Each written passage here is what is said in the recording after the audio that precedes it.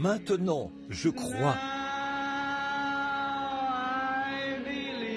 Maintenant, je crois.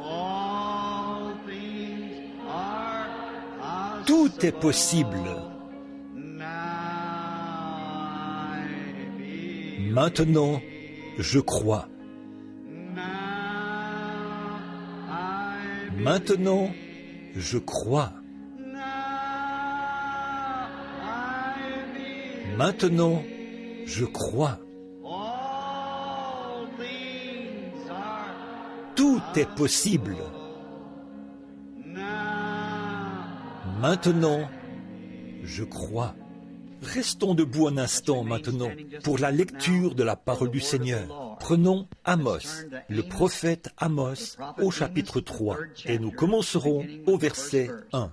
Je tiens à remercier les sœurs Juanita, Anna Jean et sœur Moore pour ces merveilleux chants. Cela m'a rappelé autrefois, pendant que j'étais installé là et que j'écoutais. Je pensais à l'époque où elles étaient avec nous et qu'elles chantaient dans les campagnes. Frère Jack et moi en parlions. Ces filles étaient des petites jeunes filles, des jeunes filles de 16 ans, quelque chose comme ça. Maintenant, je crois que sœur Anna Jean a 5 enfants et sœur Juanita a la mère de 2 enfants.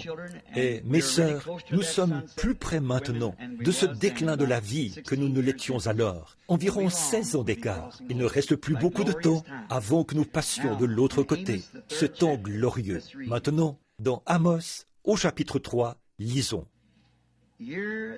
Écoutez cette parole que l'Éternel prononce contre vous, enfants d'Israël, contre toute la famille que j'ai fait monter d'Égypte.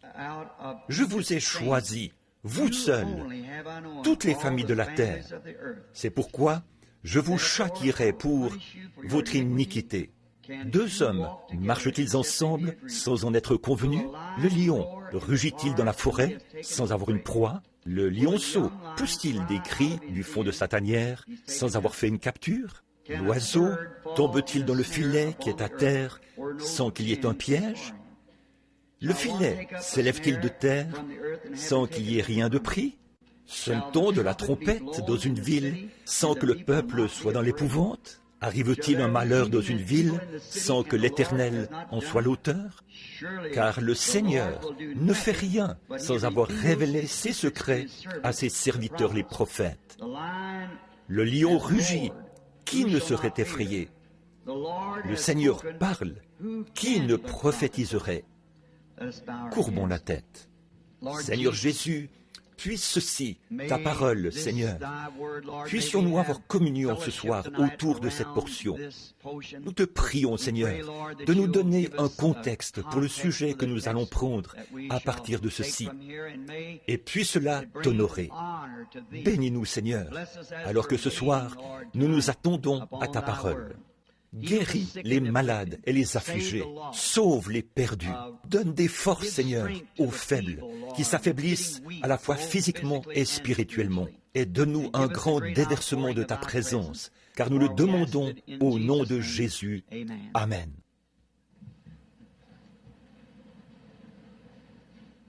J'aimerais prendre comme sujet, à partir de ce texte ce soir, l'amnésie spirituelle. N'oubliez pas, demain, c'est la prière pour les malades. Demain, nous nous attendons à ce que le Seigneur fasse de très grandes choses. Demain après-midi, à 14 heures, où lorsque nous commencerons notre service, le jeune homme sera ici pour distribuer les cartes de prière. Et on priera pour tous ceux qui le désirent. Et nous nous attendons à passer un moment merveilleux, demain, dans le Seigneur. Maintenant, vous êtes ici en visite. Vous de l'extérieur de la ville, rappelez-vous qu'il y a de bonnes églises, du plein évangile partout dans la ville. Vous êtes les bienvenus dans chacune d'entre elles. Je viens juste de parler à l'extérieur à l'un de mes pasteurs adjoints, frère Jackson, qui vient d'entrer précédemment de l'église méthodiste, 1 ou 2 villes plus au sud. Combien y a-t-il de personnes ici qui fréquentent le tabernacle? Levez la main. Il y en a partout. Oh là là, je suis vraiment content de vous avoir ici. Cette réunion est la plus proche de l'Indiana que j'ai eue depuis un bon bout de temps. Je pense revenir bientôt, dresser une tente et prendre ces 7 dernières trompettes, si le Seigneur le veut.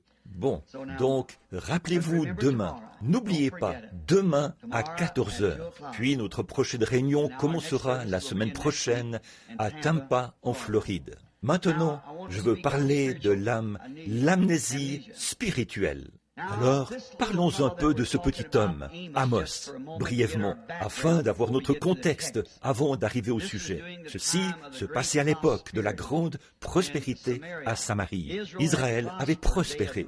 En fait, Israël avait recherché les choses du monde et avait prospéré. La prospérité n'est pas toujours le signe d'une bénédiction spirituelle, mais parfois c'est le contraire. Les gens pensent peut-être que vous devez posséder beaucoup de biens de ce monde pour montrer que Dieu vous bénit. Cela n'est pas vrai. Parfois, c'est l'inverse. Mais nous voyons nous ne savons pas beaucoup de choses au sujet de ce petit homme. Nous n'avons pas de traces historiques mentionnant d'où il venait. Nous savons toutefois, selon l'Écriture, qu'il était berger, mais Dieu l'avait suscité. Je peux m'imaginer cela lors d'une chaude journée là-bas à Samarie, l'une des plus importantes villes touristiques du monde à cette époque-là. Ce serait comparable à, disons, Miami ou Hollywood, Los Angeles, à certains endroits comme ceux-là, des lieux touristiques importants. Et nous pouvons simplement nous l'imaginer là. Il n'était jamais allé dans une ville pareille, mais il avait la parole du Seigneur. Il venait dans cette grande ville où le péché s'amoncelait de toutes parts. Les ministres s'étaient tous éloignés de la parole de Dieu, et il n'avait pas eu de prophète depuis de nombreuses années. Donc, ce petit homme, alors qu'il arrivait au sommet de la colline, situé plus ou moins au nord de Samarie, je peux me l'imaginer sous un soleil brûlant, le visage recouvert d'une barbe grisonnante, sa petite tête chauve qui brillait. Il a plissé ses petits yeux en regardant cette ville en contrebas. Il a plissé les yeux. Il ne regardait pas ce que les touristes voient généralement lorsqu'ils vont dans une ville et qu'ils voient tous les enchantements de sa beauté. Il regardait et voyait ce que cette ville était devenue. Une ville qui était jadis la cité de Dieu et qui était tombée dans une telle décadence morale. Ce n'est pas étonnant que ce petit homme inconnu était Amos, le prophète. Il se trouve que nous ne connaissons pas beaucoup de choses à son sujet. Nous ne savons pas d'où il venait. Les prophètes sont généralement des inconnus quand ils entrent en scène, et ils repartent de la même façon. Nous ne savons pas d'où ils viennent, où ils vont. Nous ne connaissons rien de leur passé. Dieu les suscite simplement. Il n'avait pas grand-chose pour attirer les regards, mais il avait « L'ainsi dit le Seigneur ». C'est ça l'essentiel. D'après moi, il va de soi qu'il est venu à Samarie pour commencer sa campagne. Je suis sûr qu'il n'a pas eu de collaboration de qui que ce soit. Il n'avait pas de carte d'association d'une quelconque dénomination. Il n'avait pas de papier pour montrer de quel groupe il venait. Mais il avait une chose, il avait la parole du Seigneur pour cette ville. Je me demande si nous pouvions transporter Amos aujourd'hui jusqu'à notre époque. Je me demande s'il serait bien accueilli dans l'une de nos villes aujourd'hui. Je me demande si nous l'accepterions ou si nous ferions simplement comme eux ont fait. Nous voyons que nos villes sont de la même décadence et nous voyons que le péché est vraiment grand parmi les gens, tout autant qu'à cette époque-là. Et je me demande, ce petit homme inconnu, comment va-t-il commencer sa campagne? Où va-t-il commencer? Dans quelle église va-t-il aller? Ou qui va collaborer avec lui? Il n'avait rien pour montrer d'où il venait. Il n'avait rien du tout, si ce n'est « L'ainsi dit le Seigneur » pour cette ville. Il les a trouvés dans une telle décadence et si corrompus moralement. C'était une époque de grandeur. Les femmes de cette ville étaient devenues presque comme elles le sont aux États-Unis. Elles étaient devenues corrompues. Tout ce que Dieu avait attendu d'elles, elles étaient allées tout à fait dans l'autre direction. Et nous voyons que c'était un endroit remarquable, où on dansait dans la rue. Les femmes se déshabillaient de manière immorale, et tout, comme des stripteaseuses. Bien sûr, en ce temps-là, c'était un divertissement public. Mais maintenant, c'est tous les jours. Laissez simplement le temps se réchauffer. Vous n'avez pas besoin d'aller à un spectacle. Elles sont partout dans la rue, n'importe où, de toute manière. Honte à vous, les femmes, de faire une telle chose. N'avez-vous pas honte? Il se trouve que j'ai dit ça à une femme ici il n'y a pas longtemps. Et elle a dit, mais enfin, elle a dit, frère Branham, elle a dit, ça c'est simplement comme les autres femmes. Je lui ai dit, mais nous ne sommes pas censés agir comme les autres. Nous sommes différents. Nous avons un caractère différent. Cela me rappelle une femme qui a dit, « Eh bien, frère Branham, une autre femme a dit, je ne porte pas ces shorts. » Elle a dit, « Je porte des pantalons. » Je lui ai dit, « C'est pire. » Ah oui, Dieu a dit, « C'est une abomination à ses yeux pour une femme de mettre un vêtement d'homme. » C'est tout à fait exact. L'une a dit, « Eh bien, ils ne font pas d'autres vêtements. On fabrique toujours des machines à coudre et on vend du tissu. Il n'y a point d'excuse. C'est simplement ce qu'il y a dans le cœur. C'est cela qui ressort. Cela se fait connaître. » Nous voyons donc que dans cette ville, leurs mœurs étaient dépravées. Les prédicateurs avaient peur de dire quoi que ce soit à ce sujet. Mais il y avait ce brave petit homme qui venait, qui traversait la colline. Il venait pour leur dire, « L'ainsi dit le Seigneur. Nettoyez tout ça. Sinon, vous irez en captivité. » Et il a vécu pour voir les jours où sa prophétie s'est accomplie. Il a prophétisé du temps de Jéroboam II, lequel n'était qu'un paria de toute façon. Il montrait une préférence pour les autres nations. Et ce petit Amos a prophétisé et leur a dit, il a dit, « Ce même Dieu que vous prétendez servir, il vous détruira. » Et il l'a fait. Et si sa voix pouvait se faire entendre ici ce soir, à Birmingham, elle déclarerait la même chose aux églises. Ce même Dieu que vous prétendez servir vous détruira un jour. Je ne parle pas à cet auditoire ici. Ces bandes vont dans le monde entier. Maintenant, rappelez-vous, c'est vrai. Et ensuite, il a découvert, lorsqu'il est venu dans cette ville, que toutes ces choses, je me demande comment il a dû se sentir en voyant cette décadence du peuple de Dieu vers lequel il était envoyé. Je me demande si maintenant nous le recevrions, s'il venait, est-ce que nous collaborerions avec lui? Lui donnerions-nous le meilleur de nous-mêmes? Lui accorderions-nous notre attention? Nous repentirions-nous s'il nous disait de revenir à la parole du Seigneur et d'agir comme le Seigneur nous le demande? Je me demande ce que nos sœurs feraient avec leurs cheveux coupés. Est-ce qu'elles laisseraient leurs cheveux repousser? Si Amos venait là, il prêcherait là-dessus. Ça, je vous le dis, parce que c'est la parole du Seigneur.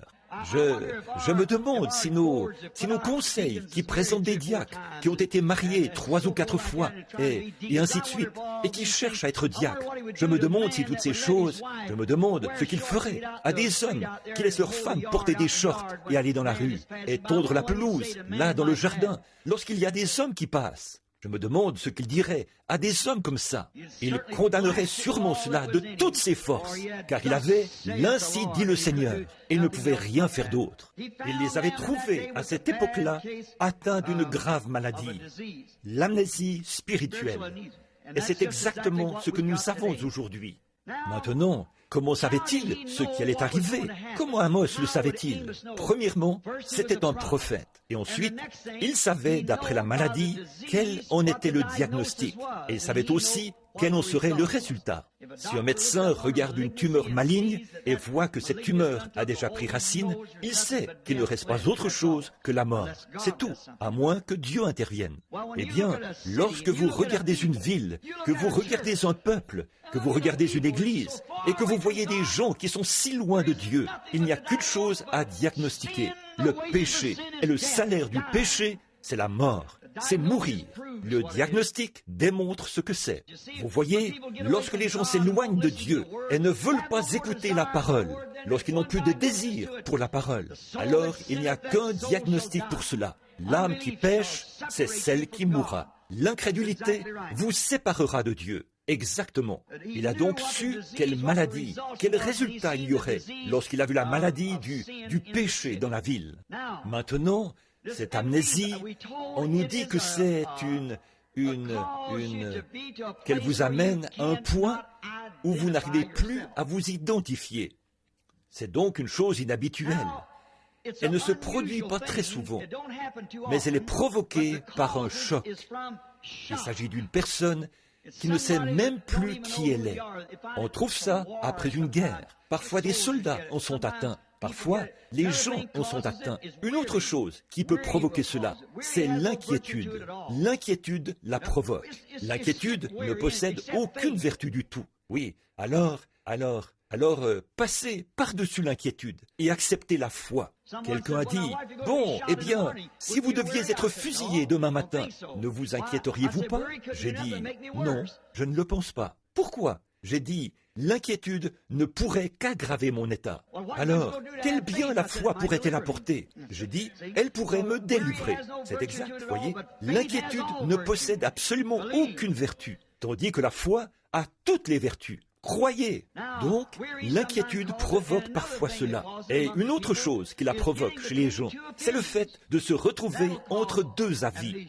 Cela provoque l'amnésie et cela vous amène à un point où en fait, ce qui vous arrive, c'est que vous perdez la raison, vous perdez l'esprit. Vous ne savez pas qui vous êtes, vous ne pouvez pas vous identifier. Vous pouvez marcher, manger et tout le reste, mais vous ne pouvez pas vous identifier.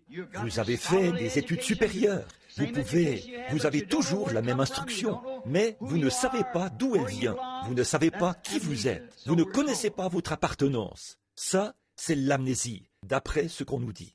Nous sommes identifiés avec nos familles dans cette vie humaine par le mariage. Et avec nos épouses, nous nous marions et notre famille est identifiée par l'union constituée par notre mariage. Et alors, que penser si cette chose horrible vous arrivait et que vous ne pouviez plus vous rappeler qui vous avez épousé, qui est votre femme, qui sont vos enfants, qui sont votre père et votre mère, qui est votre voisin. Ce serait quelque chose d'horrible. Alors, nous sommes également identifiés, nous pouvons nous identifier à la race humaine par l'intelligence et en nous distinguant de la vie animale. Un animal ne peut pas raisonner, il interagit par des sons, il n'a pas d'âme, mais nous avons une vie animale, ce qui nous différencie. Nous sommes des mammifères, mes sœurs.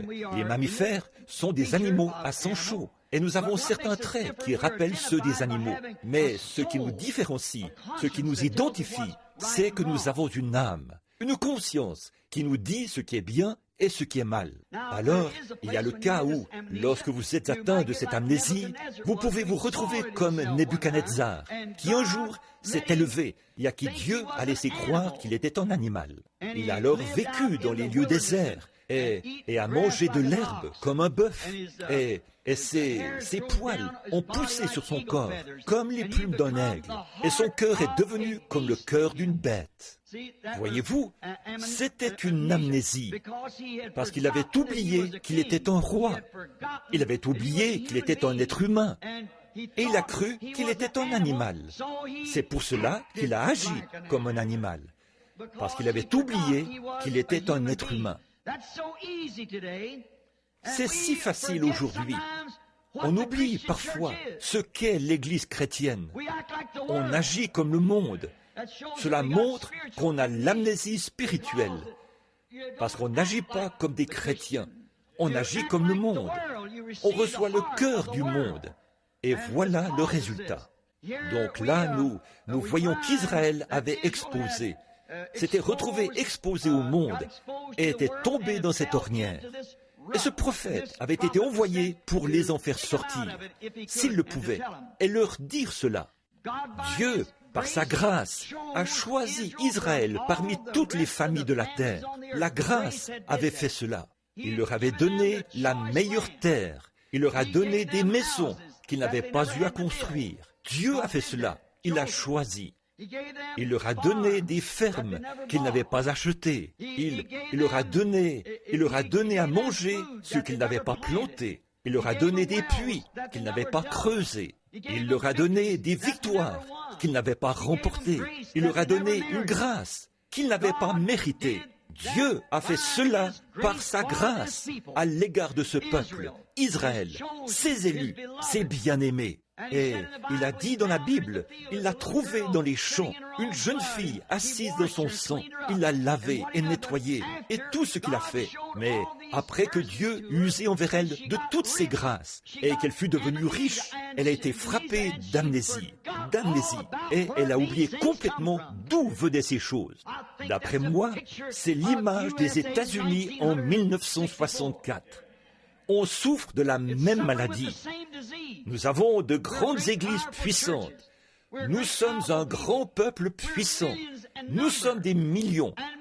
Et nous avons oublié d'où viennent ces choses.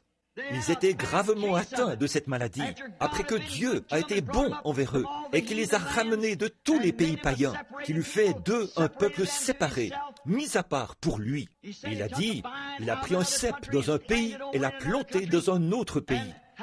Il l'a bien arrangé pour qu'il puisse ensuite produire du fruit, être fructueux. Mais le cep a oublié d'où viennent ces bénédictions.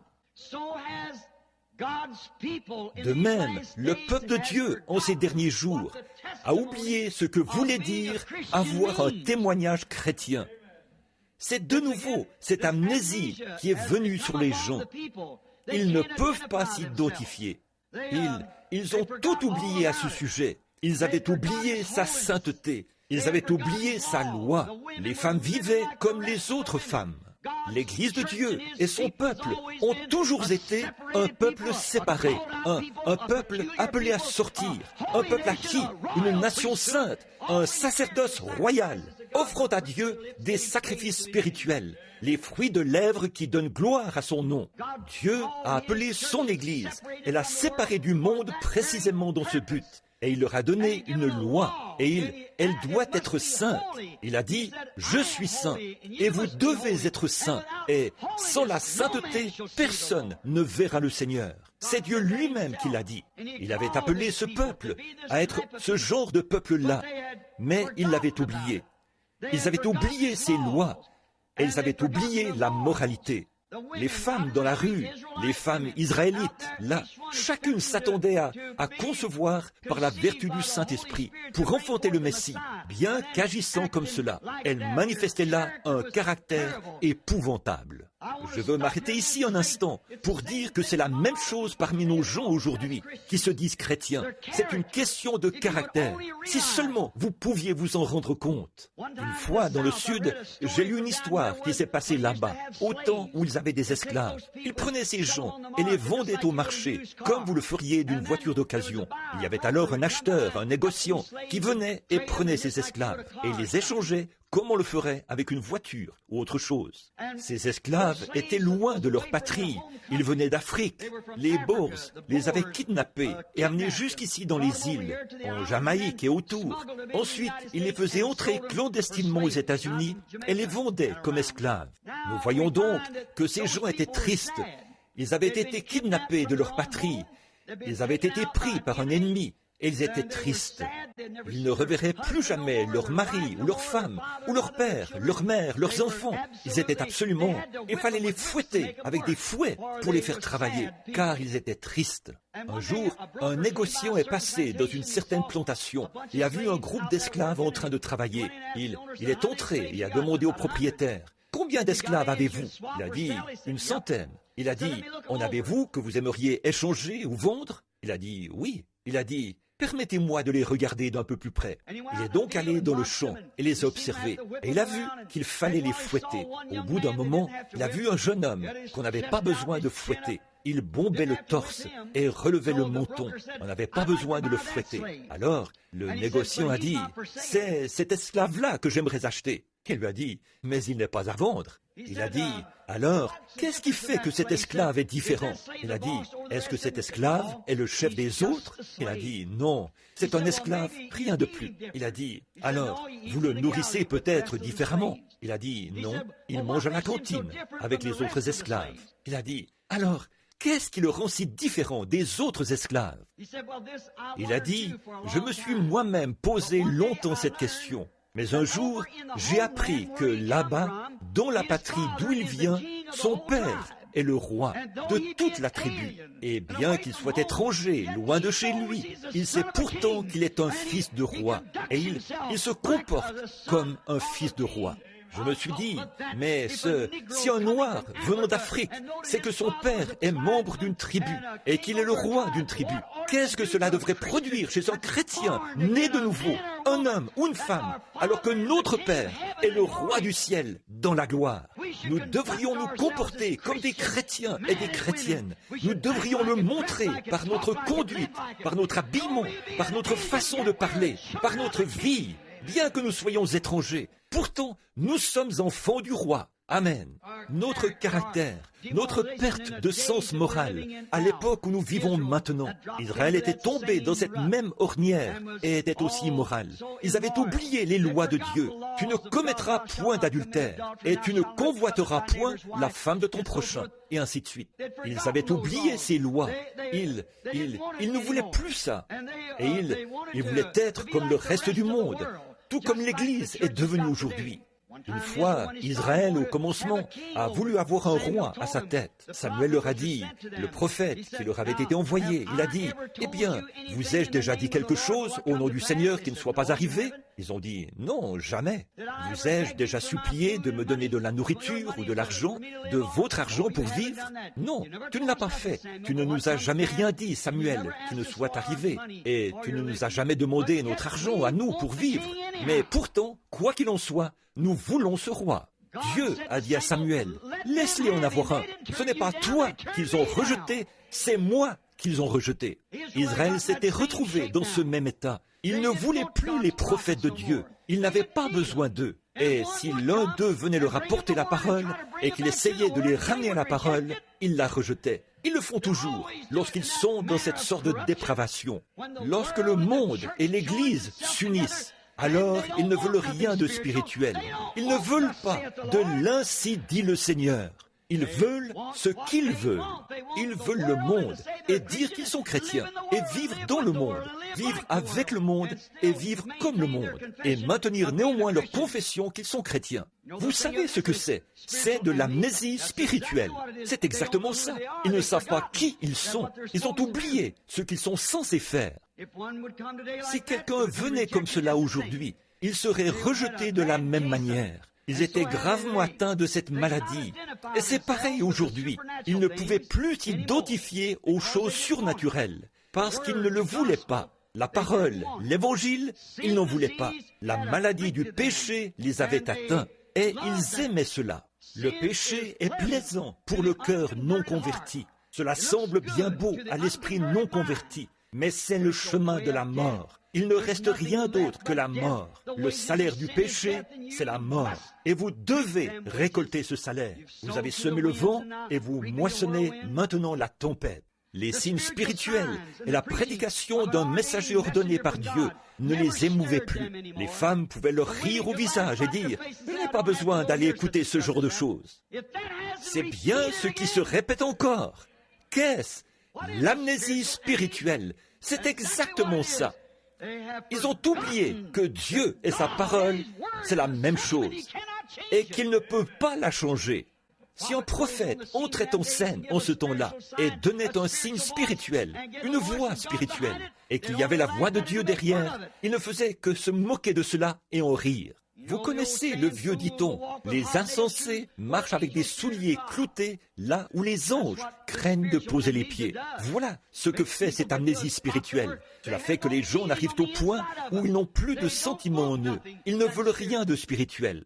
Prenez une réunion vraiment spirituelle, où le Saint-Esprit guérit les malades et discerne les pensées du cœur. Et mettez cela au milieu de toutes les églises. Un grand rassemblement dans un stade. Et regardez ce qui arriverait. En quelques minutes, tout le monde se lèverait et partirait. Ils n'auraient rien à faire avec cela. Ils ne veulent rien avoir à faire avec cela. Ils écouteront un discours intellectuel, mais lorsqu'il s'agit de la puissance de Jésus-Christ et de sa résurrection et du Saint-Esprit, ils ne veulent rien avoir à faire avec cela, parce que ça les condamne, ça les embrase par la chose qu'ils devraient connaître.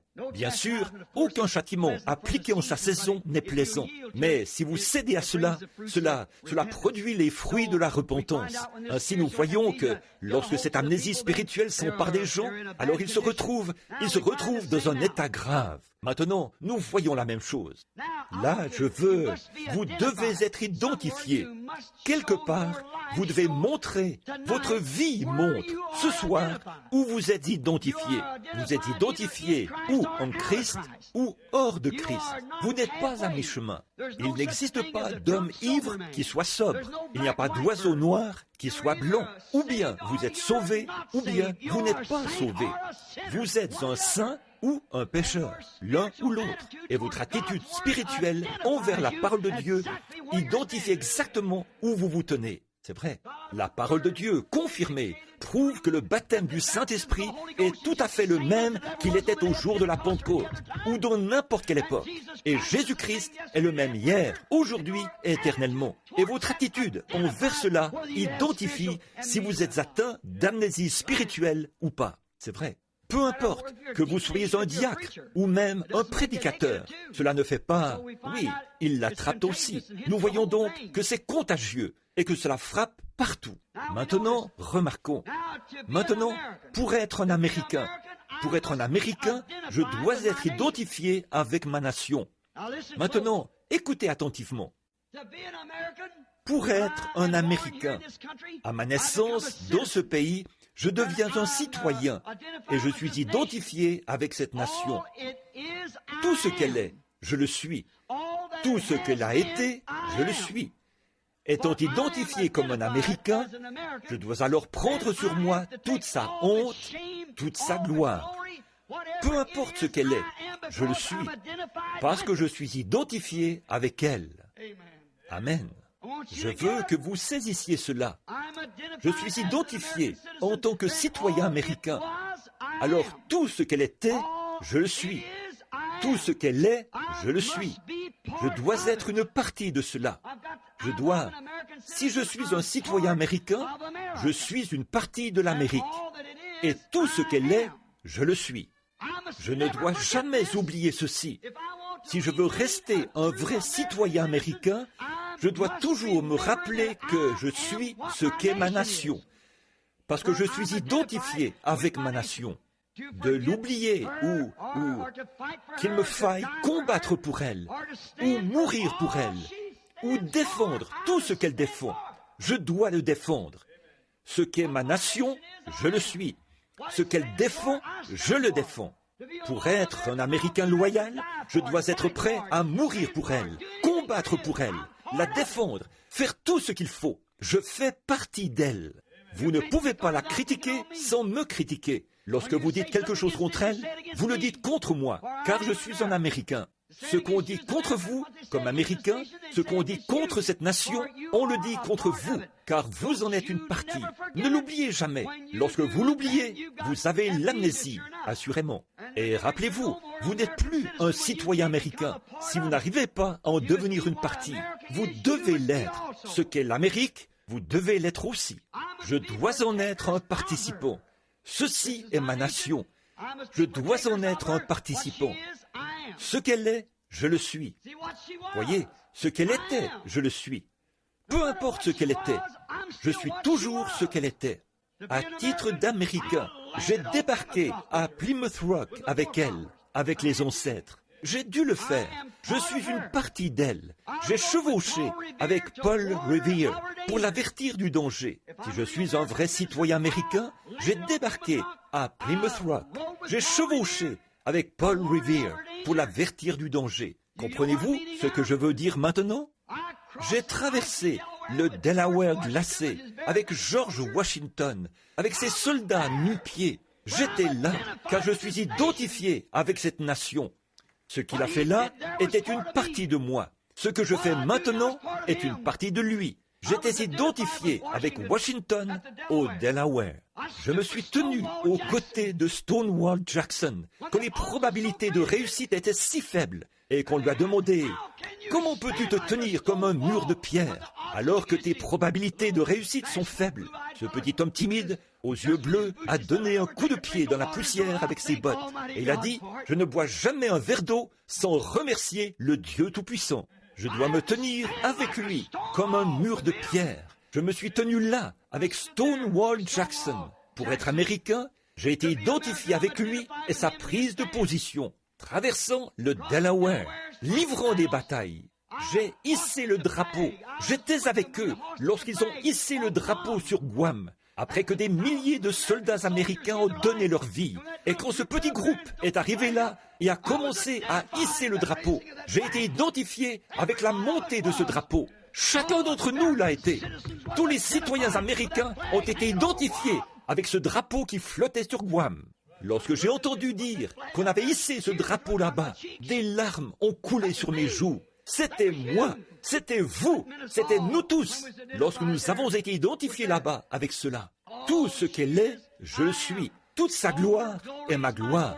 Toute sa honte est ma honte. Si elle a fait des choses honteuses, je devrais regarder, supporter son opprobre. Si elle reçoit la gloire, je reçois la gloire avec elle, car je suis identifié avec elle.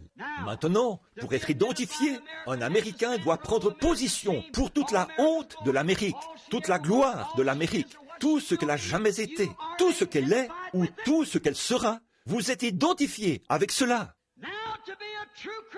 Alors, pour être un vrai chrétien, vous devez être pareil. Nous ne voulons pas oublier cela. Tout ce qu'il était, je suis identifié avec lui. Je suis identifié avec lui. Remarquez, il est en moi et je suis en lui. Alors, remarquez, chaque chrétien qui est un véritable chrétien, était avec lui lorsque les étoiles du matin éclataient en chant d'allégresse et que les fils de Dieu poussaient des cris de joie avant qu'il y ait une fondation du monde. Nous étions identifiés dans les sphères immortelles avec Dieu, 10 millions d'années avant même que le monde soit formé. J'étais là-bas avec lui. Si j'ai la vie éternelle, j'étais là-bas avec lui. J'étais identifié avec lui, alors que les étoiles du matin éclataient en chant d'allégresse et que les fils de Dieu poussaient des cris de joie. J'étais avec lui lorsqu'il a appelé Abraham, alors qu'il était âgé de 75 ans et que sa femme avait 65 ans et qu'il lui a dit qu'ils allaient avoir un bébé. J'étais avec lui lorsqu'il a pris position sur l'Ainsi dit le Seigneur. Je vais avoir ce bébé. Je me suis tenu à ses côtés. Tous les autres chrétiens se sont tenus à ses côtés. J'étais avec lui lorsque sont venues ces tentations. J'étais avec lui lorsqu'il est monté sur la montagne pour offrir Isaac. J'étais avec lui lorsque le bélier est apparu. J'étais avec Joseph lorsqu'il était rejeté par ses frères, parce qu'il était spirituel et que les autres étaient charnels. J'étais avec lui quand il a connu l'opprobre qu'il a dû supporter de la part de ses propres frères. Ce qu'il était, je le suis. Ce que je suis, il l'était. Car nous sommes tous un en Jésus-Christ. J'étais avec Joseph dans sa caverne, sa tombe. J'étais avec lui lorsqu'il est allé à la droite de Pharaon. Vous avez dû être identifié avec lui. J'étais avec Jacob ce soir-là, lorsqu'il a lutté toute la nuit avec l'ange. J'ai lutté moi-même. Je sais ce qu'il a traversé.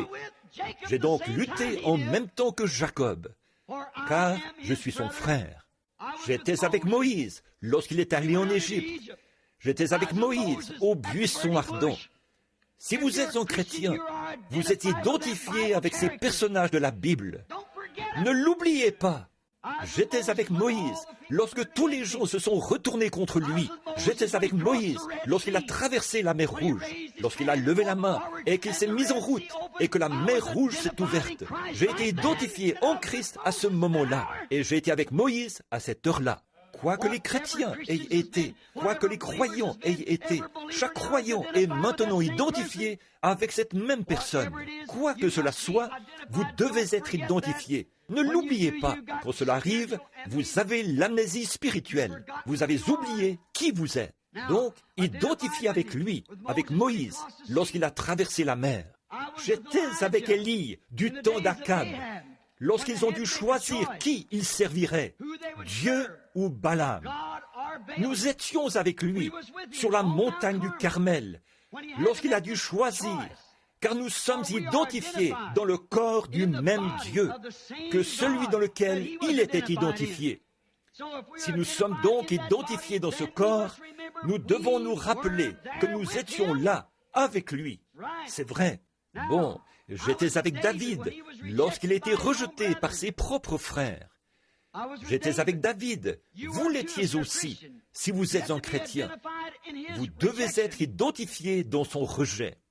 J'étais avec les enfants hébreux dans la fournaise ardente, lorsque le feu n'a pas pu les brûler à cause de la présence du quatrième homme. J'étais avec Daniel dans la fosse aux lions. J'ai été identifié là, lorsque l'ange du Seigneur l'a identifié là, dans la fosse. J'étais assurément avec lui au calvaire, Je dois être identifié avec lui au calvaire. Je dois être là au point que je n'étais pas simplement identifié avec lui au calvaire, mais que je suis mort avec lui au calvaire. Chaque chrétien doit mourir avec lui au calvaire. Si vous ne mourrez pas avec lui au calvaire, vous ne pouvez pas faire partie des siens. J'étais là lorsqu'il est mort. Je suis mort avec lui. Et ensuite, j'étais avec lui lorsqu'il est ressuscité des morts. Je suis apparu le matin de Pâques avec lui, à la résurrection. Quoi qu'il ait fait, j'étais moi-même là avec lui. Chaque croyant l'était aussi. Et maintenant, je suis assis avec lui dans les lieux célestes, en Jésus-Christ, avec toutes les puissances de l'enfer conquises par lui. Chaque croyant chrétien était assis de la même manière, parce que vous devez être identifiés. Maintenant, je me retrouve en ces derniers jours avec beaucoup de chrétiens qui croient, identifiés à son ministère. Il est le même hier, aujourd'hui et éternellement. Je me retrouve en ce jour identifié à son ministère. Vous retrouvez-vous comme ça, en train de croire cela, de marcher avec cela? Remarquez les œuvres qu'il a faites. Il a dit que le croyant les ferait aussi. Vous ferez aussi les œuvres que je fais. Alors, pouvez-vous être identifié avec lui? Lorsque l'opprobre vient sur la parole, pouvez-vous porter l'opprobre comme lui l'a fait? Voyez, étant identifié avec lui? J'étais identifié avec lui. J'étais avec lui le jour de la Pentecôte. J'étais avec les disciples là-haut, identifié avec eux par le baptême du Saint-Esprit. Je me demande si l'Église n'est pas maintenant atteinte d'une amnésie telle certains d'entre eux ne croient pas en l'existence du Saint-Esprit. Voyez-vous où l'Église en est arrivée? Un cas très grave d'amnésie. Voyez, ils ont oublié que c'était Jésus-Christ là-bas. Ils ont oublié ce qu'était Jésus-Christ. Ils ont oublié. Ils ont pensé qu'il n'était qu'un législateur ou un prophète ou un homme bon. Ils ont oublié qu'il était Dieu. Ils ont oublié qu'il est le même hier, aujourd'hui et éternellement. Et l'Église est gravement atteinte d'amnésie spirituelle. Ils ont oublié toutes ces choses. Ils ne comprennent plus cela. Nous devons être avec les disciples à la Pentecôte, identifiés avec eux. J'ai été identifié avec le sermon de Pierre, le jour de la Pentecôte, dans Actes chapitre 2. J'ai entendu ce qu'il a dit. J'ai cru ce qu'il a dit. J'ai obéi à ce qu'il a dit. Maintenant, je suis identifié avec la même chose. N'attrapez pas l'amnésie spirituelle. Autrement, vous allez vous identifier avec quelque chose d'autre. Tenez-vous-en strictement à cette parole. Nous étions avec l'Église lorsqu'elle a été commissionnée par Jésus-Christ dans Actes chapitre 16. Allez par tout le monde et prêchez la bonne nouvelle à toute la création. Je veux être identifié à cela, à tout le monde, à toute la création. Ces signes accompagneront ceux qui auront cru. Je peux être identifié à cela. Bon, là, êtes-vous identifié avec cela? Ou êtes-vous atteint d'amnésie spirituelle? Vous vous rendez compte que vous ne croyez pas que ces signes accompagnent les croyants. Voyez, si vous ne le croyez pas, alors vous souffrez d'amnésie spirituelle. Voyez, vous avez oublié que Dieu avait promis cela. Il a dit, voici les signes qui accompagneront ceux qui auront cru. Ne l'oubliez pas. Vous ne pouvez pas l'oublier, être un chrétien. Vous devez être identifié avec cela. Vous devez être identifié avec Jean, chapitre 14, verset 12. Celui qui croit en moi fera aussi les œuvres que je fais. Ne l'oubliez pas. Si vous l'oubliez, alors vous souffrez d'amnésie spirituelle. Vous avez oublié qui vous êtes. Vous avez oublié ce que signifiait votre témoignage. Qu'en est-il de ce qu'il a dit là? Si vous demeurez en moi et que ma parole demeure en vous, vous pouvez demander ce que vous voudrez et cela vous sera accordé. Êtes-vous identifié là pour croire que cela est la vérité? Marc 11, quand il a dit, si vous dites à cette montagne, ôte-toi de là, et que vous ne doutez pas dans votre cœur, mais que vous croyez que ce que vous avez dit arrivera, vous le verrez s'accomplir. Pouvez-vous être identifié là et croire que cela est la vérité? Si vous ne le pouvez pas, alors vous êtes en train d'attraper l'amnésie spirituelle. Vous oubliez, vous perdez votre équilibre chrétien. Vous ne pouvez pas dire à quoi vous appartenez. Vous dites, je suis méthodiste, je suis baptiste, voilà ce que je sais. Je suis pentecôtiste, je suis ceci, cela ou autre. Faites bien attention, cela peut vouloir dire que les signes de la maladie deviennent visibles, que vous êtes atteint d'amnésie spirituelle. Vous dites, frère Branham, je crois ceci, et Maintenant, attendez seulement un instant. Si Dieu a promis qu'il ferait ces choses et qu'elles seraient là dans les derniers jours et que votre credo vous éloigne de cela, j'y vois un indice de la maladie chez vous. C'est l'amnésie spirituelle. Vous avez oublié de vous identifier avec la parole. Vous dites, je ne crois pas que les malades sont guéris. Vous êtes atteint d'amnésie spirituelle. Vous dites, je ne crois pas au baptême du Saint-Esprit. C'est de l'amnésie spirituelle. Vous dites, je ne crois pas que Dieu a promis de faire ces choses dans les derniers jours. Alors, vous avez écouté un credo ou une doctrine plutôt que la Bible. Vous êtes atteint d'amnésie spirituelle. Alors, vous ne savez pas à quoi vous appartenez. Vous confessez être un chrétien et vous reniez la parole. Cela vous ramène directement à l'amnésie spirituelle. Voyez, vous ne savez pas où vous vous tenez. Vous êtes atteint d'amnésie spirituelle. Vous ne pouvez pas vous identifier avec les Écritures. Il vous faut être avec les disciples. Il vous faut être avec toutes les Écritures, avec l'Église, lorsqu'elle a reçu sa commission. Mais maintenant, lorsque l'Église a reçu sa commission, allez par tout le monde et prêchez la bonne nouvelle. Voici les signes qui accompagneront ceux qui auront cru. Ça, c'était sa commission. Maintenant, c'était la commission. Mais ils ont été gravement atteints de cette amnésie spirituelle. Tout comme Ève a été atteinte on a été atteinte un jour dans le jardin. Là, elle est, comme Israël, qui souffrait de la même maladie. Une allergie due à une nourriture de séminaire qui produit en vous l'amnésie spirituelle. Adoptez une alimentation de séminaire et vous attraperez une allergie. Et ensuite, bientôt, vous serez gravement frappé d'amnésie. Vous ne croyez plus ce que la Bible dit. C'est là le problème de l'Église aujourd'hui. C'est là le problème qui fait qu'on ne peut pas avoir de réveil aujourd'hui. C'est là le problème des gens aujourd'hui. Ils se sont tellement fait sermonner pour tout et ont été exposés à chaque isme qui pouvait apparaître, qu'ils ne savent plus ce qui est bien ou mal. Exactement. Elle ne peut plus se souvenir de son Seigneur. Elle ne peut plus se souvenir de sa parole. Elle ne peut plus se souvenir de la promesse. C'était là le problème d'Israël. Lorsque Jésus est entré en scène, ils n'ont pas pu se rappeler qu'une vierge concevra. Ils n'ont pas pu se rappeler que Moïse avait dit « L'Éternel, votre Dieu, vous suscitera un prophète comme moi ». Ils étaient atteints d'amnésie spirituelle. C'est exactement de ça qui atteint l'Église aujourd'hui. Il a dit que dans les derniers jours, ces choses arriveraient, et nous les voyons arriver. Et l'Église reste assise là, comme si elle était absolument morte. Qu'est-ce? L'amnésie spirituelle. Nous nous disons pentecôtistes, et nous ne pouvons pas nous identifier. Nous ne pouvons pas nous identifier avec la parole quand elle est prêchée dans la puissance de la résurrection de Christ. Et il est ici avec nous, accomplissant ceci et faisant exactement ce qu'il a dit qu'il ferait. Alors, faites attention, notre système dénominationnel nous a amenés dans une amnésie spirituelle. Nous en souffrons. Nous ne savons pas à quoi nous appartenons. On apporte nos papiers de cette église à une autre église, et cet isme-ci et cet isme-là. Voyez, ce dont nous avons besoin de nouveau, c'est qu'un autre Amos apparaisse sur la scène, avec l'ainsi, dit le Seigneur. Le recevrions-nous? Nous ferions à peu près comme eux. Ils ne l'ont jamais reçu. Ils ne le recevraient pas aujourd'hui. C'est à peine s'ils pouvaient entrer quelque part pour y prêcher. Effectivement, parce que l'Église souffre de cette amnésie spirituelle. Alors, pourquoi? Dieu a promis que dans ces derniers jours, lorsque le Fils de l'homme paraîtra, selon Luc chapitre 17, que le signe qui est survenu à Sodome arriverait pareillement. Et les gens le voient, et certains ne le croient même pas.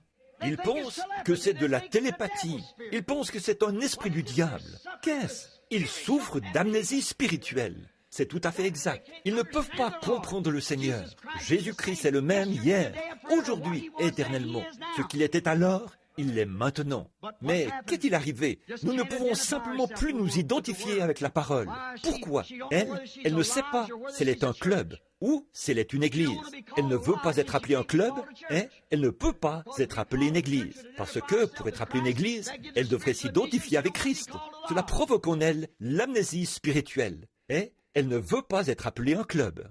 Ainsi, ce n'est pas l'église pentecôtiste, l'église méthodiste, l'église baptiste. C'est le club pentecôtiste, le club méthodiste et le club baptiste. Parce qu'elle ne peut pas être identifiée avec la parole. Et lorsque la parole est manifestée, ils ne la croient toujours pas. C'est une maladie, l'amnésie spirituelle. Ils ne peuvent pas s'identifier. Ils ne savent pas à quoi ils appartiennent. C'est exact. C'est exactement comme lorsqu'on hybride quelque chose. Comme je l'ai souvent dit, l'un des êtres les plus stupides que j'ai jamais vus, c'est le mulet. Voyez, c'est un hybride. Voyez, sa maman était une jument et son papa était un âne. Il ne sait même pas à quoi il appartient. Voilà, vous pouvez le croiser et obtenir un âne, et puis, ou plutôt obtenir un mulet. Mais ce mulet ne pourra pas se reproduire à son tour. Voyez, vous ne pouvez rien lui apprendre. Il est têtu. Vous ne pourrez jamais rien. Il va rester planté là, avec ses grandes oreilles, et il attendra qu'arrive le jour le plus long de sa vie, juste avant de mourir, pour vous lancer une ruade. Voilà tout. Il attend toujours le moment propice pour vous attaquer, s'il le peut. Et cela me rappelle de nombreux soi-disant chrétiens hybrides. Ils ont hybridé l'Église, jusqu'à ce qu'ils attrapent la maladie de l'amnésie spirituelle. Ils ne peuvent rien reproduire. On parle du maïs hybride. Le maïs hybride n'est rien du tout. C'est la pire chose que vous puissiez mettre dans votre bouche. Tout ce qui est hybride. C'est pour ça qu'il vous faut prendre ces petites plantes de serre chaude et les choses hybrides et les vaporiser, les soigner et les dorloter. Pourquoi ? Parce qu'elles ne peuvent pas se protéger des bestioles. Mais un vrai pur sang, vous n'avez pas besoin de l'asperger de désinfectant. Il a la puissance en lui-même pour éloigner les bestioles. C'est ce qu'il faut pour éloigner les bestioles de l'incrédulité d'un homme. Un vrai de vrai, rempli de l'esprit. Prenez un vieux mulet et commencez à lui parler. Dites-lui, « Hé mon gars, j'aimerais que tu fasses ceci, cela. » Il restera planté là, en faisant « I-1, I-1, I-1. » Il agitera ses grandes oreilles. J'ai vu beaucoup de soi-disant chrétiens faire à peu près pareil.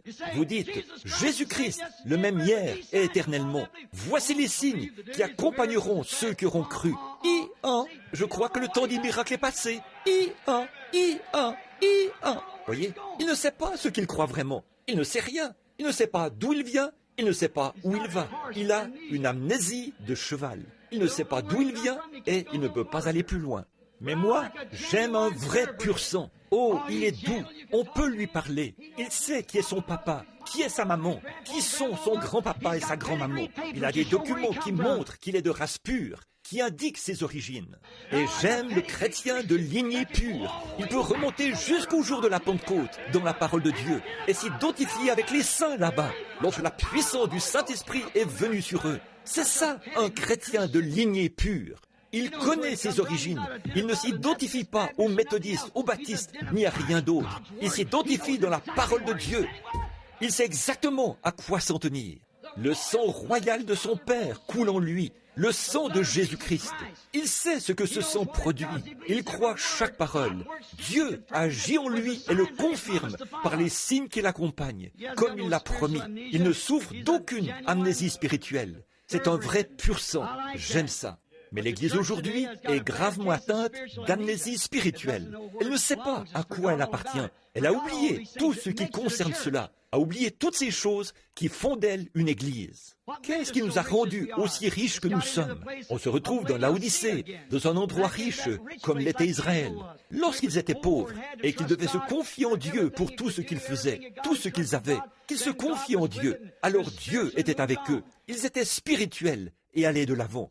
Mais lorsqu'ils sont devenus riches, voici ce qui est arrivé. Leurs villes se sont développées et leurs femmes sont devenues immorales. Les hommes l'ont permis. Les prédicateurs ont levé les barrières. Ils ont rejeté les prophètes. Et voilà dans quel état ils se sont retrouvés. Ce qui a causé cela, c'est qu'ils ont oublié d'où venaient ces bénédictions. Et vous, les méthodistes, et vous, les baptistes, et vous, les presbytériens, vous, les méthodistes, vous pouvez vous rappeler John Wesley, vous les baptistes, et John Smith, qui a pleuré sur les situations difficiles des gens, au point que sa femme devait le conduire à table, tellement ses yeux étaient gonflés d'avoir pleuré et prié toute la nuit. Qu'est-ce qui se passe?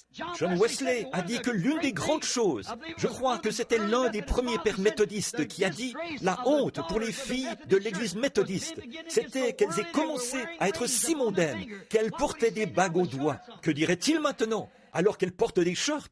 Qu'est-il arrivé? L'amnésie spirituelle, c'est exactement cela. Vous avez oublié d'où vous venez. Vous avez toutes ces choses parce que la bienveillance, la bonté de Dieu vous les a données. Pensez-vous que c'est là une chose étrange? C'est exactement conforme à l'esprit de Jésus-Christ, la prophétie. Dans Apocalypse, chapitre 3, il est dit, parce que tu dis, je suis riche, je n'ai besoin de rien, et tu ne sais pas que tu es pauvre, aveugle, malheureuse, misérable, nue, et tu ne le sais pas. Voyez, ne le sais pas. Qu'est-ce? L'amnésie spirituelle.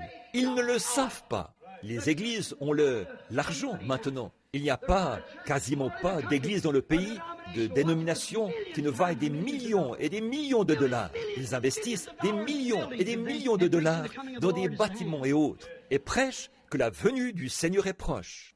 Riches. Et ils disent, je n'ai besoin de rien. Ils ont les prédicateurs les plus instruits que jamais. Ils connaissent la théologie plus que jamais.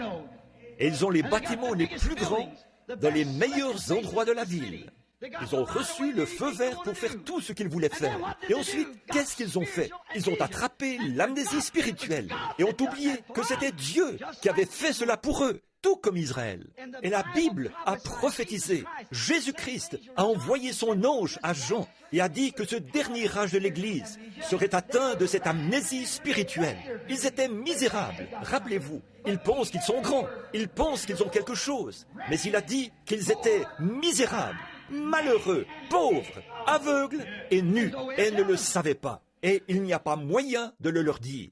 Maintenant, s'il y avait un homme dans la rue ici, couvert de honte, une femme nue dans la rue, aveugle, ce serait lamentable d'être dans cet état. Mais alors, qu'ils avaient tout leur bon sens, qu'ils savaient qui ils étaient, qu'ils sont des êtres humains et sont censés porter des vêtements, eh bien, vous allez là, ce sont des êtres humains, censés être identifiés à la race humaine. Et là, ils sont misérables, malheureux, pauvres, aveugles et nus. Et vous allez vers lui en disant, « Frère, mais vous êtes nu. Bon, écoutez, je suis le docteur Untel. Occupez-vous de vos propres affaires. Je vous dis que j'appartiens à telle et telle chose. Vous n'avez pas le droit, espèce d'exalté, de me dire quoi que ce soit. Dites-leur. C'est mal pour un homme de faire cela, et pour les gens de faire les choses qu'ils font. Et ils vous feront savoir que leur prédicateur a les idées larges. Voyez, qu'est-ce que c'est? C'est qu'ils ont oublié les commandements du Seigneur Jésus. Alors qu'ils descendent faire les signes et les prodiges qu'il a dit qu'il ferait. Ils ne veulent pas le croire. C'est de l'amnésie spirituelle. Voyez, ils ont oublié, et ils sont nus et ne le savent pas. N'en sont pas conscients.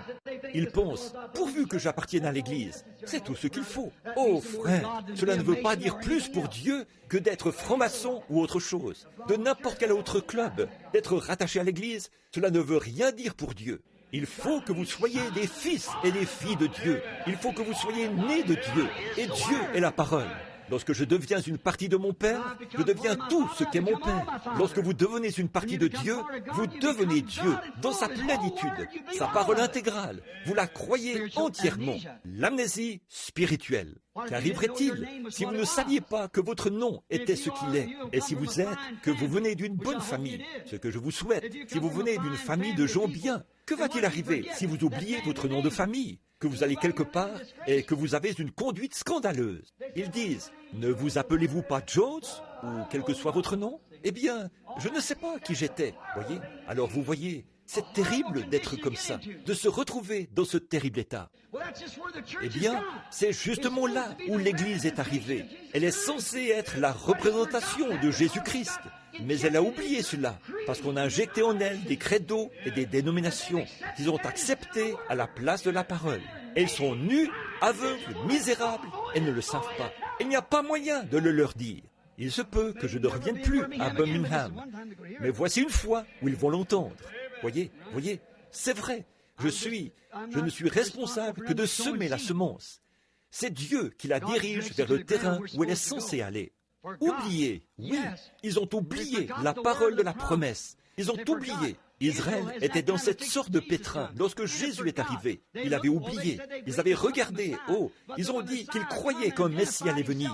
Mais lorsque le Messie est venu et qu'il s'est identifié par la parole, ils avaient tellement de traditions qu'ils ont annulé l'effet de la parole de Dieu.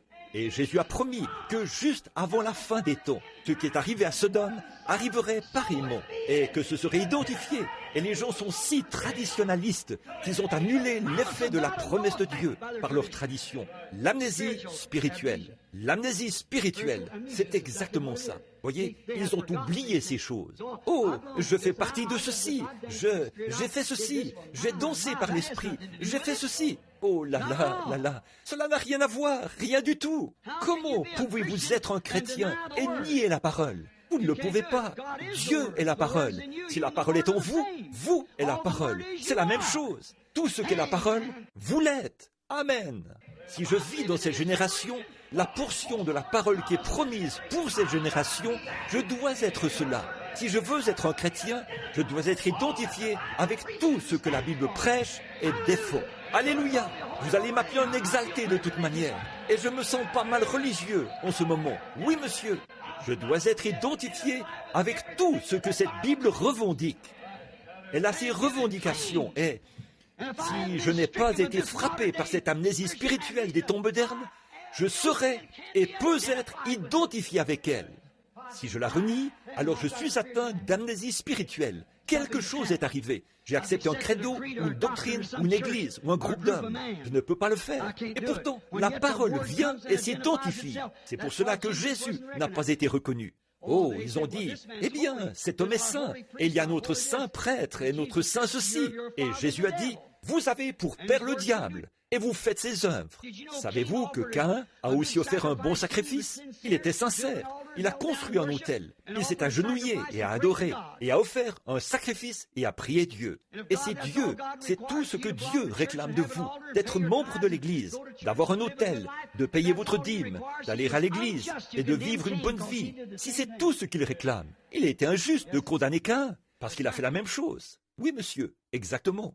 Mais la religion signifie une couverture. Et vous ne pouvez pas être couvert par vos propres bonnes œuvres. Il n'y a qu'une chose que Dieu acceptera. Et c'est le sang de Jésus-Christ. C'est la seule couverture. En dehors de cela, si vous dites, observez le credo, l'amnésie spirituelle, c'est ce qui est arrivé.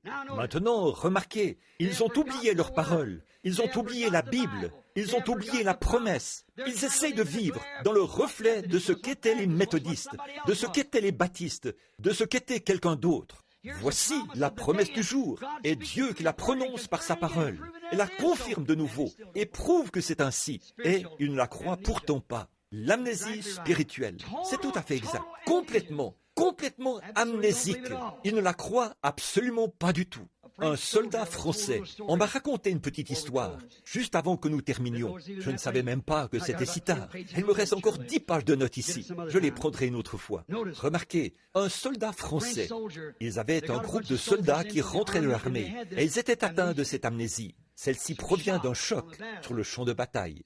Ils avaient mis sur pied un programme et ils ont annoncé que les gens qui avaient des bien-aimés manquants pouvaient téléphoner afin de venir voir s'ils pouvaient reconnaître ces garçons. Pas d'espoir pour eux. Peut-être qu'un ou deux parmi eux ont pu être reconnus. Ensuite, on a pris les autres et on voulait les mettre dans un sanatorium où ils allaient devoir rester jusqu'à la fin de leur vie. Ils gravissaient la colline, le train avançait et ils se sont arrêtés à une gare.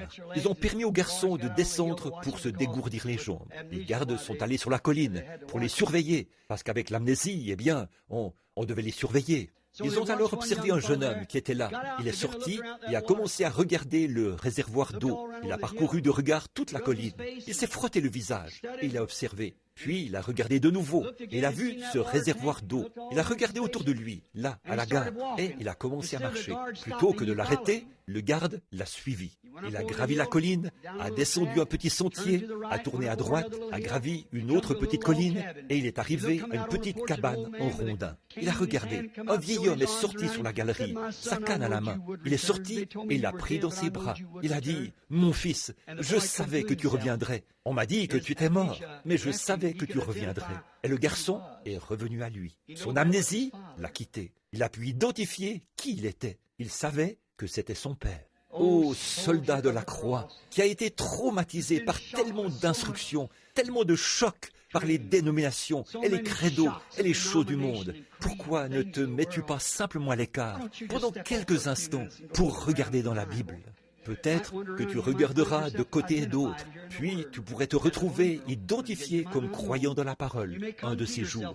Il se peut que tu ne le connaisses pas. Tu peux revenir à toi, comme l'a fait le Fils prodigue, et te retrouver. Il se peut que tu trouves ton identification dans les paroles de Dieu.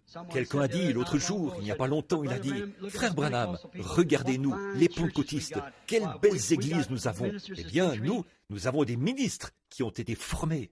Écoutez, lorsqu'un homme épouse sa femme, il ne fait pas confiance à sa beauté. Non, il fait confiance à la fidélité de son vœu, sa parole. Il ne fait pas confiance à sa beauté, il fait confiance à sa fidélité. Et c'est comme ça, lorsque vous vous mariez avec Dieu, vous ne placez pas votre confiance dans une belle église que vous pouvez construire, mais dans la promesse de Jésus-Christ qui a dit « Je suis le même, hier, aujourd'hui et éternellement ». Le croyez-vous? Courbons la tête, juste un instant.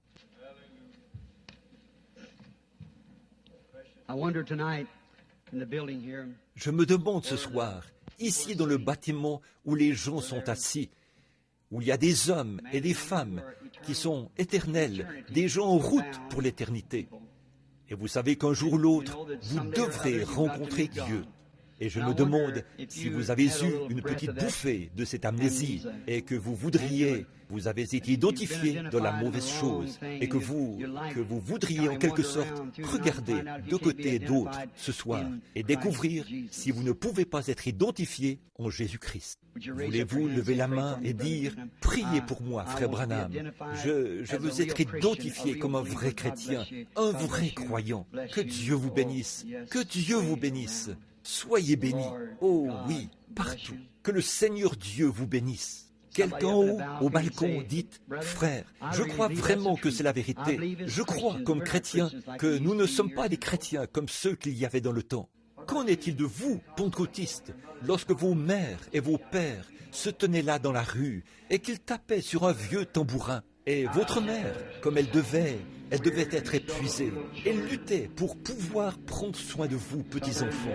Parfois, vous n'aviez pas de vêtements et tout, mais papa et maman restaient fidèles à la cause pour élever Christ. Regardez ce que vous avez fait, pentecôtistes. Il y a 50 ans, vous êtes sortis de l'organisation. C'est ce qui a fait que vous êtes devenus pentecôtistes. Vous vous êtes séparés des incroyants.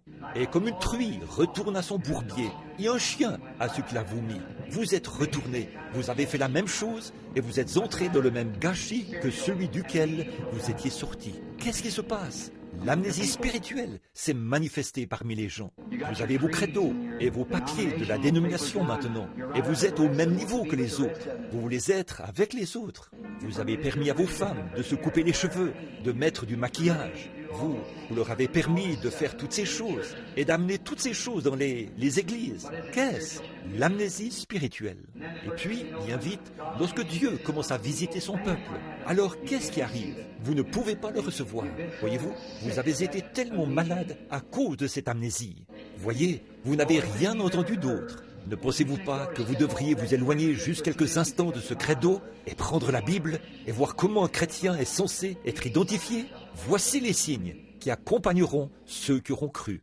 Dans Actes, Pierre a dit « Repentez-vous, chacun de vous, et soyez baptisés au nom de Jésus-Christ pour le pardon de vos péchés, et vous recevrez le don du Saint-Esprit. Car la promesse est pour vous et pour vos enfants et pour tous ceux qui sont au loin, en aussi grand nombre que le Seigneur notre Dieu les appellera. » S'ils vous disent que cela n'est pas ainsi, alors votre pasteur est atteint d'une grave amnésie spirituelle. Il ne peut pas se trouver identifié avec cette église-là, non pas une organisation, mais une église, un corps mystique de Christ. Maintenant, le Saint-Esprit est ici. Il est ici pour faire exactement ce qu'il a promis qu'il ferait. Maintenant, alors que vous êtes ici, la tête inclinée, continuez simplement à prier. Laissez le Saint-Esprit parler lui-même. Vous pouvez voir si n'importe qui sait que la promesse, ce qu'elle est pour ce jour. Maintenant, vous qui avez un besoin, ce soir, vous, beaucoup parmi vous ont levé la main. Avant que vous le fassiez, je me demande, alors que nous sommes ici et que nous prions sincèrement pour les malades, je me demande si vous pouvez vous éloigner de cette incrédulité, de cette dénomination, de ce credo qui vous dit que ces choses ne sont pas ainsi, de celui qui vous dit que cela vient du diable. Quand ils font cela, ils ne seront jamais pardonnés, ni dans ce monde, ni dans celui à venir. Et si ceci était la vérité, pensez-y. Et si ça l'était, alors vous vous retrouvez où? Voyez, vous n'avez pas besoin de l'exprimer à haute voix. Il vous suffit de le croire dans votre cœur. Et il y a des gens ici qui croient cela. Je me suis tenu là, ces 2 derniers soirs, accablé de soucis, en me retenant et en me mordant la langue, pour ne pas dénoncer cela ouvertement. Souviens-toi, mon ami, c'est entre toi et Dieu. Et si c'était faux, ce que tu es en train de penser, tu sais ce qui va arriver, tu ne seras jamais pardonné pour cela. L'amnésie spirituelle, tu vas continuer comme ça jusqu'à ta mort éternelle. L'incrédulité, celui qui ne croit pas est déjà condamné. Maintenant, priez pour votre maladie. Dites, Seigneur Jésus, tu as promis. Peut-être y a-t-il des nouveaux venus ici qui n'ont jamais été là auparavant. Jésus a promis ce qui arriva. Je vais prendre un passage de l'Écriture.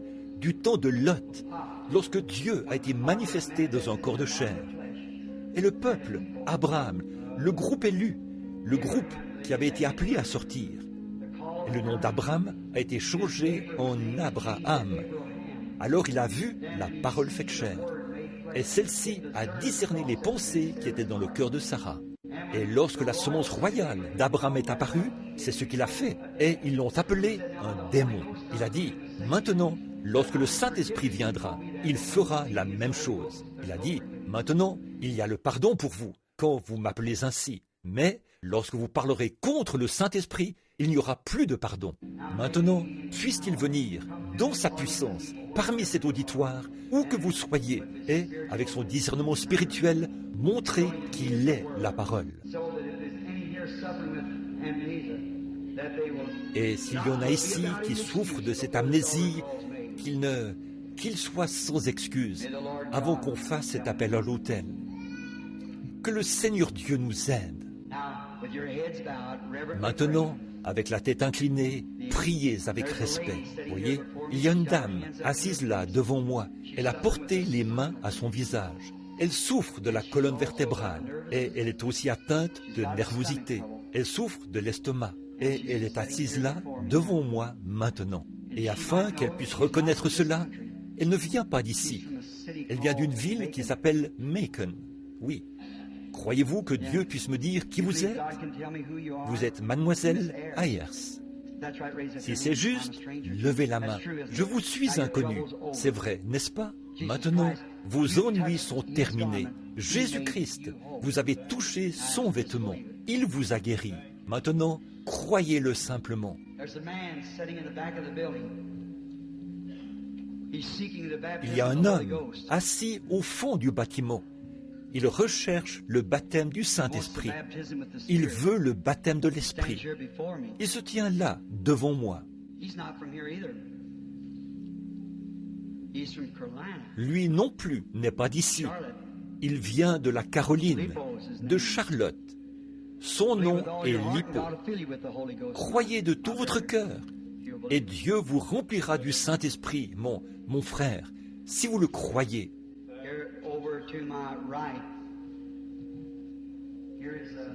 Ici, à ma droite, il y a un homme et sa femme, assis juste en face de moi. C'est un couple âgé, à ma droite. La dame souffre du côlon. Son mari a des problèmes cardiaques. Ils ne sont pas d'ici. Ils viennent du Tennessee. Monsieur et Madame Thomas, si vous croyez de tout votre cœur, levez la main et vous pouvez accepter votre guérison. Jésus-Christ vous guérit. C'est exactement ce qu'il a promis de faire. Mais je n'ai jamais vu ces gens de ma vie. L'amnésie spirituelle. Jésus a dit, vous ferez aussi les œuvres que je fais. Encore un peu de temps et le monde ne me verra plus. Mais vous me verrez, car je, un pronom personnel, serai avec vous et même en vous jusqu'à la fin du monde. Jésus-Christ, le même hier, aujourd'hui et éternellement. Maintenant, pour les hommes et les femmes présents qui ont quelque chose qui ne va pas, qui ne peuvent pas simplement voir comment, vous voulez croire, mais vous n'y arrivez pas et vous voudriez qu'on prie pour vous. Vous voulez l'accepter pendant que vous êtes dans sa présence. Voulez-vous venir, vous tenir ici près de moi, me laisser prier et vous imposer les mains? Si vous venez ici maintenant, vous qui souffrez de cela, d'amnésie spirituelle, et qui voudriez qu'on prie pour vous, afin d'en être libéré. Si vous n'êtes pas un croyant, mais vous voulez qu'on prie pour vous, montez ici et tenez-vous là. Que Dieu vous bénisse, jeune homme. Quelqu'un d'autre qui veut venir? Que Dieu vous bénisse, madame. Venez. Que Dieu vous bénisse, jeune fille. Quelqu'un d'autre qui veut venir? Venez tout de suite. Tenez-vous ici. L'amnésie spirituelle. Je ne veux pas être frappé de cela. Que Dieu m'en préserve. Que je meure de n'importe quelle mort, mais que jamais je ne meure de cette mort-là en tant qu'un croyant. Venez, acceptez-le maintenant. Ne voulez-vous pas le faire? Venez et vous qui êtes au balcon, descendez les amis. Il n'y a que quelques pas à faire jusqu'ici, et cela pourrait faire la différence entre la mort et la vie pour vous. Voyez-vous, je ne peux pas forcer Christ à agir. Il n'y a rien que Christ est obligé de faire, sauf une chose. Il est obligé de tenir sa parole. Il doit faire cela pour être Christ, pour être Dieu. Il doit tenir sa parole. Maintenant, rappelez-vous, si vous n'êtes pas sûr de votre expérience, pourquoi ne pas venir maintenant? Si vous êtes simplement membre d'une dénomination, si vous êtes un petit-fils pentecôtiste, Dieu n'a pas de petits-enfants. Il a des fils et des filles, mais pas de petits-fils et de petites-filles. Voyez-vous, Dieu n'a pas ça. Il a simplement des fils et des filles. Et vous savez que vous n'en êtes pas un. Vous avez peut-être parlé en langue, vous avez peut-être dansé, vous avez fait tout ceci. C'est en ordre. Je n'ai rien contre cela. Mais néanmoins, si vous avez toujours cette amnésie spirituelle, alors avancez-vous. Venez vous tenir ici. Prions à ce sujet. Qu'en dites-vous? Membre d'église, membre d'une église dénominationnelle, sans plus. Pourquoi ne venez-vous pas ici afin que nous nous débarrassions de cela tout de suite? Je ne veux pas quitter Birmingham ici en sachant qu'un jour, lorsque le jugement arrivera et que je devrais alors me tenir devant vous, rappelez-vous, je vais vous rencontrer de nouveau. Si je ne vous rencontre plus jamais ici à ce propos, ou je vais vous rencontrer au jugement et il me faudra répondre de ce que j'ai dit ce soir. Alors, écoutez, repentez-vous les amis, repentez-vous, quittez ça, sortez de là, venez maintenant. Cela devrait pousser chaque femme aux cheveux coupés dans ce pays ou dans ce lieu à s'avancer maintenant. C'est tout à fait vrai. C'est que vous n'avez pas assez de grâce pour sincèrement dire « Je veux me laisser pousser les cheveux, frère Branham. Il faudrait... je n'ai pas la grâce pour le faire. » Eh bien, vous dites, est-ce que cela a quelque chose à voir avec ça? Il n'y a pas longtemps, un très grand prédicateur est venu vers moi en disant, j'aimerais vous imposer les mains, frère Branham. Il a dit, tout le monde vous considère comme un prophète. J'ai dit, mais je n'ai jamais dit que j'étais prophète. Il a dit, mais les gens vous considèrent comme tel. Vous êtes toujours en train de démolir les femmes concernant le port des shorts. Un pentecôtiste. Et il a dit, concernant le port des shorts et le fait qu'elle se coupe les cheveux et tout. Il a dit, ça ne vous regarde pas. J'ai répondu, alors, ça regarde qui? Et il a dit, ces personnes, pourquoi n'apprenez-vous pas à ces femmes comment avoir de grands dons spirituels, comment aider les gens, plutôt que d'essayer? Il a dit, elles vous considèrent. Ce que vous leur diriez, elles vous croiraient. Il a dit, pourquoi ne leur dites-vous pas comment avoir de grands dons pour aider les gens, plutôt que de toujours les condamner? J'ai dit, comment puis-je leur enseigner l'algèbre alors qu'elles ne veulent même pas apprendre leur alphabet? Voyez-vous? Il vous faut commencer par la base. Vous repentir ou périr. Alors, faites comme vous voudrez. Vous repentir ou périr. Jésus-Christ s'est parfaitement identifié ici, soir après soir. Et ce soir, nous l'avons consacré au salut. Il n'y a que quelques pas à faire pour venir ici. Et j'ai amplement de temps. Souviens-toi, Birmingham, ton sang n'est pas sur moi. Je suis innocent. Et si vous avez vraiment le Saint-Esprit, vous avez une occasion de venir maintenant. Et si vous souffrez d'une sorte d'attitude ecclésiastique qui vous a provoqué de l'amnésie spirituelle, pourquoi ne venez-vous pas? Jésus est le remède. Ne voulez-vous pas venir? Bon, quelques personnes ont quitté le balcon. J'attendais pour voir où elles allaient, si elles allaient sortir ou venir à l'hôtel. Vous qui êtes ici en bas, venez tout autour. C'est ça. Vous qui êtes ici, venez autour de l'hôtel et dites, j'en ai fini avec ceci. Oui, elles étaient en train de descendre. 2 dames. C'est bien. Venez jusqu'ici maintenant. Il n'y a encore que quelques pas à faire. Et ces pas pourraient faire la différence. Bon, regardez, je veux vous demander quelque chose. Et s'il venait ce soir? Oh, vous dites, il ne vient pas. Je ne sais pas s'il vient ou pas. Ceci est le dernier signe. Souvenez-vous, c'est ainsi dit le Seigneur. M'avez-vous déjà entendu prononcer ces paroles sans que ce soit vrai? Vous êtes en train de voir votre dernier signe. C'est conforme aux Écritures. Vous avez vu votre dernier signe. vous de la Pentecôte. Donc, ne confondez pas cela avec ce qu'il a promis à Israël après l'enlèvement. Ce n'est pas pour vous. À ce moment-là, vous êtes finis, voyez? Maintenant, c'est votre jour. Maintenant, c'est votre signe. Maintenant, c'est le moment pour vous. Ne rejetez pas cela. Ne le faites pas. Vous feriez mieux de vous avancer. Vous croyez que je suis le serviteur de Dieu? Souvenez-vous, Birmingham, je n'ai jamais rencontré de gens plus sympathiques. Vous êtes les gens les plus sympathiques que je voudrais rencontrer dans ma vie. Mais vous avez besoin d'un réveil. Vous êtes en train de mourir. Vous êtes en train d'attraper l'amnésie spirituelle. Vous êtes en train de mourir. Ne faites pas cela. Ravivez ce que vous avez. Ranimez-le de nouveau, rapidement, avant que Jésus ne vienne. Très bien. Pendant qu'il continue de venir, qu'il continue simplement de venir jusqu'à ce que nous ayons tous ceux que le Seigneur appelle ici. Venez maintenant. Débarrassez-vous de cette amnésie. Le grand médecin est ici maintenant pour vous guérir, pour enlever cela. Il a prouvé qu'il était ici. Combien veulent l'attester en levant la main, en disant « Je le crois vraiment », qu'il a dit qu'il ferait ceci. Voyez, maintenant, il est ici. Voyez. Vous croyez. Et combien savent que je vous dis la vérité, que vous êtes en train de mourir et que vous avez besoin d'un réveil. Voyez, c'est la vérité.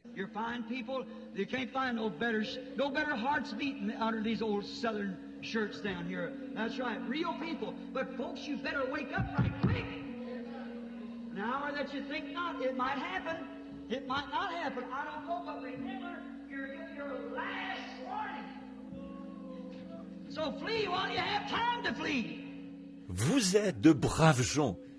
On ne peut pas en trouver de meilleurs. Il n'y a pas de meilleur cœur que ceux qui battent ici, sous ces chemises des gens du Sud. C'est vrai, des gens authentiques. Mais, mes amis, vous avez intérêt à vous réveiller tout de suite. À l'heure où vous n'y pensez pas, cela pourrait arriver. Cela pourrait ne pas arriver, je ne sais pas. Mais rappelez-vous, vous recevez votre dernier avertissement. Alors fuyez, tant que vous avez le temps de fuir. Venez maintenant, tant qu'il y en a qui viennent, je vais continuer à attendre, parce qu'il se pourrait, une seule âme vaut 10 000 mondes. Et aussi longtemps que les gens se laissent convaincre, j'aimerais voir que ceci se transforme en un grand réveil qui s'installe dans toutes les églises par ici. Si seulement vous pouviez faire cesser vos différences et rejeter votre égoïsme et accepter le Saint-Esprit. Vous avez déclaré que vous le croyez, vous avez déclaré le croire, et lorsqu'il vient s'identifier, alors vous vous séparez l'un de l'autre. Pourquoi ne pas unir nos cœurs avec la parole de Dieu et croire la vérité? C'est ça, vous allez simplement continuer de mourir, et vous allez entrer tout droit dans la Odyssée. Exactement ce qu'il a promis, ce sera ainsi. Ne voulez-vous pas venir maintenant? Voici maintenant le jour, voici maintenant le temps favorable. Observez ce que le Saint-Esprit va faire. Now, I want all the ministers here that's interested in these people come pray with me too. Come up here. All ministers that's interested in these people come. Just come right around, get in among the people. Maintenant, je désire que tous les ministres ici qui s'intéressent à ces personnes viennent aussi prier avec moi. Venez ici, tous les ministres qui s'intéressent à ces personnes.